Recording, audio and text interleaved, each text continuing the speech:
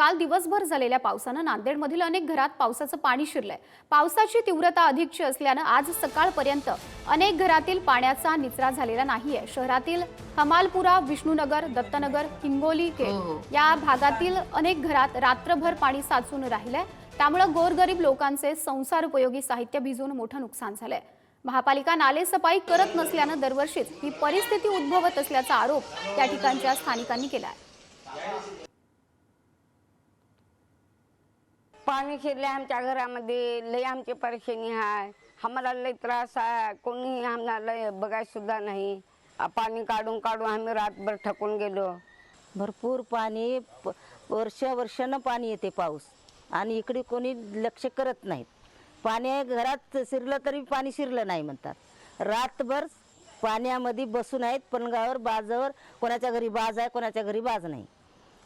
तरी त्यांनी तसंच दिवस काढत आहेत। कोणी आमच्याकडे बघायला नाही, करायला नाही। आम्ही गरीब माणसं बसून रातभर खडी ताटून गेलाय जीव। कोणीतरी येऊन सनी पाणी किती घरात घुसले, का झाले, कोणी येऊन सनी बघायला का आम्ही नाही। झोपायला जागा नाही, काय नाही।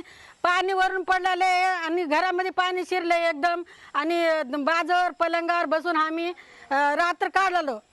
लेकरा बाळाला घेऊन सनी, आणि हे लोक आहे ना आमच्याकडे थोडं सुद्धा लक्ष देणं गेलं तर